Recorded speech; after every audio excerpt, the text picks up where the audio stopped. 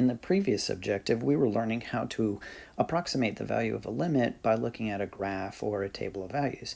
However, sometimes we won't be able to find a value because that limit does not exist.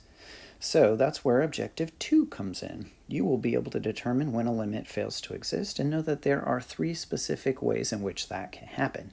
If you take a look at the picture on this slide here, we've got a particular kind of fan. Do you know what kind of fan this is?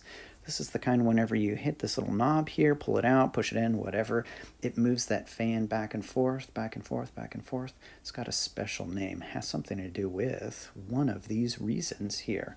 So in order for us to figure out these ways in which a limit can fail to exist, you're going to do a little investigation.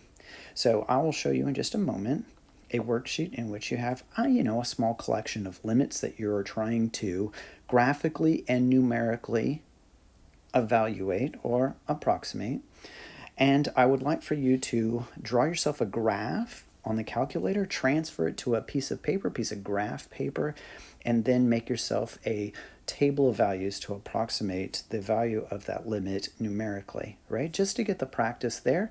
And what we're looking for, there are 5 specific problems for which the limit does not exist, that you cannot get a unique value, y value, every time you approach the x value from either the left side or the right side. Remember, we're looking for one and only one value from the left and the right side of whatever problem that we're looking for, okay? So let me show you where this particular worksheet is. It's on the same page here where limits fail to exist. So there was some Mean Girls, and then scroll down a little bit and you can see that here is the limit exploration worksheet, and right beside it, if you would like it, here are some blank graph grids. Gives you a nice little place to draw the graph and a place for you to draw a little table of values. So let's take a look at what the sheet looks like, and you can see that there's, just a small collection of limits here. You've got some piecewise functions, you've got some rational functions, trigonometric, all kinds of different things.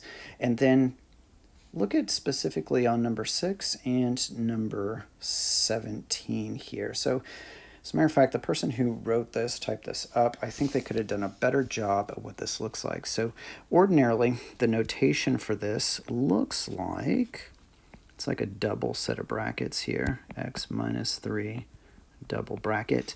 This is called the greatest integer function.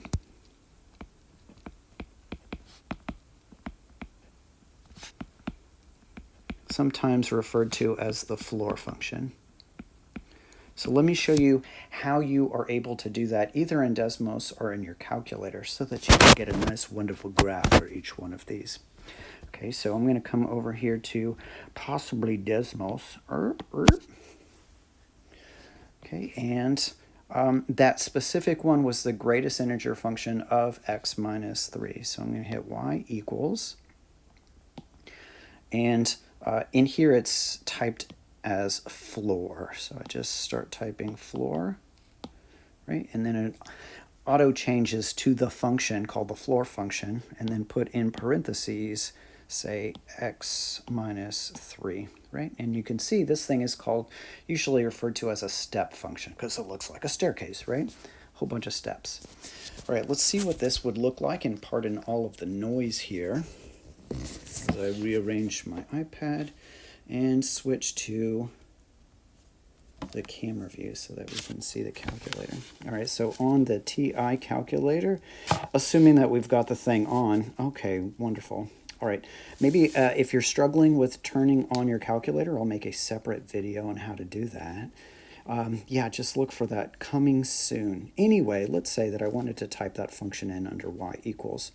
So in order to get that greatest integer function, I'm going to go under the math menu, and then I scroll over to num, short for number, and it is number 5 there, int, short for greatest integer. Hit enter on that one, or just type in the number 5, and then inside the parentheses you just type in whatever function you want to, whatever expression, and we wanted x minus 3, close the parentheses, and maybe I do a zoom 4 on that sucker, and you can see the same kind of staircase. Okay, so one last time, recapping this, I am looking for 5 specific ones of these limits that do not exist. And of those 5, why do they not exist? There are 3 different reasons, and we're trying to explore and investigate why that could possibly happen.